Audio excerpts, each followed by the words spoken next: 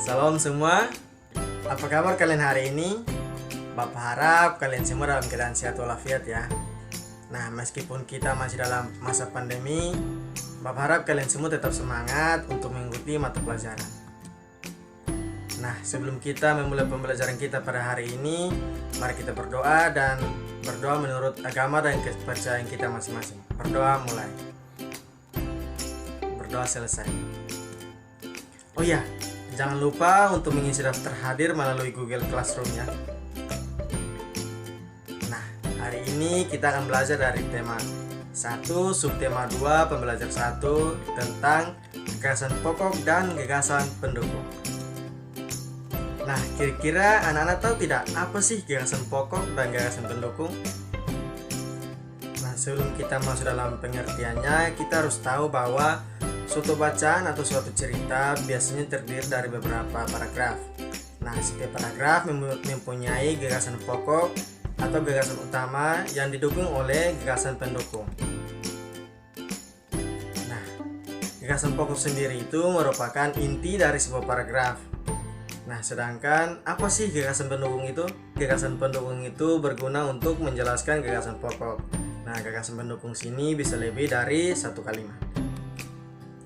Nah, gagasan pokok dapat dinyatakan secara eksplisit atau jelas dan juga implisit atau tidak jelas.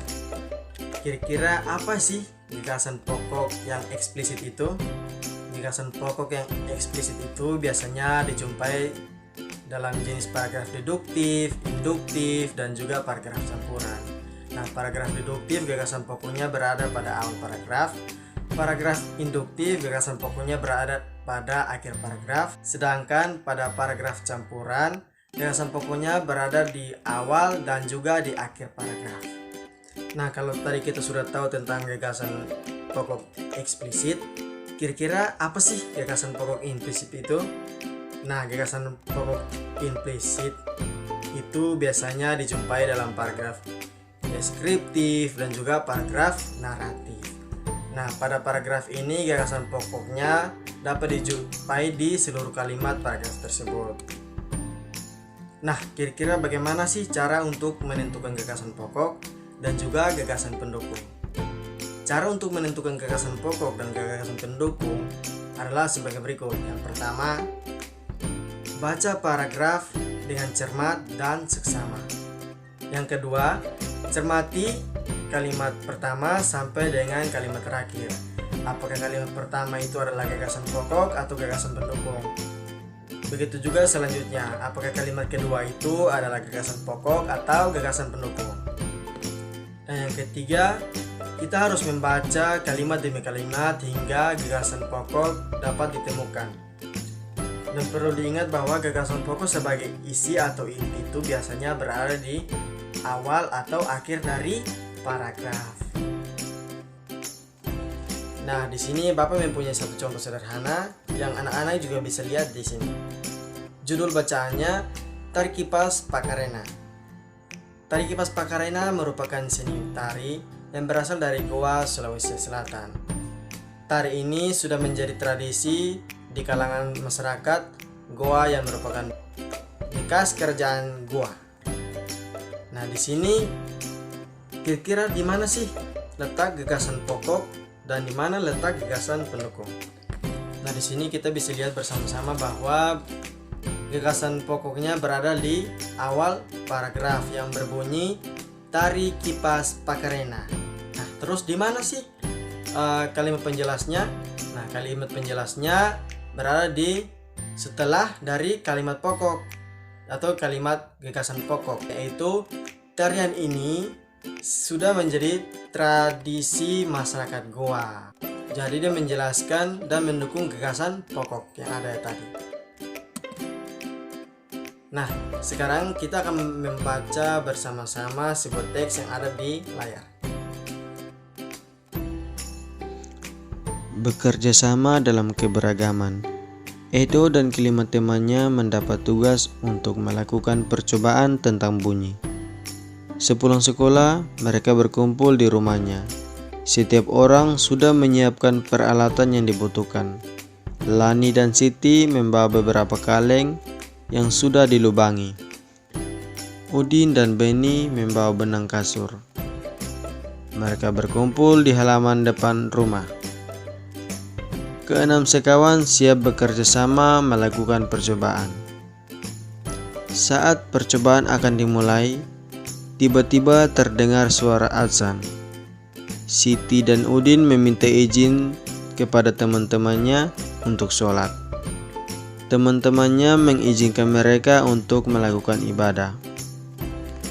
Edo meminjamkan ruang makannya untuk digunakan Siti dan Udin sholat. Meskipun Edo beragama Katolik, ia tidak keberatan rumahnya dipakai untuk sholat. Beni yang beragama Kristen, Dayu yang beragama Hindu, dan Lani yang beragama Buddha menunggu dengan sabar temannya beribadah. Keenam sahabat selalu menghargai satu dengan yang lain. Tiba saatnya, keenam sekawan melakukan percobaan. Setiap orang menunjukkan tanggung jawabnya dalam bekerja. Tidak ada satupun di antara mereka yang duduk diam saja atau memberi perintah. Semuanya ikut ambil bagian dalam percobaan. Saat Dayu membutuhkan pertolongan memotong benang, Udin datang membawakan gunting. Saat Edo kesulitan menalikan benang di kaleng, Siti ikut membantu. Keenam sahabat bekerja sama dengan semangat. Mereka hidup rukun, saling membantu meski beda agama.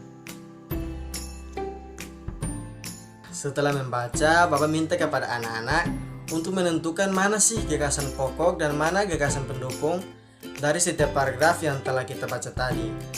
Anak-anak tuliskan di buku masing-masing, kemudian difoto dan dikumpulkan di grup WA ya.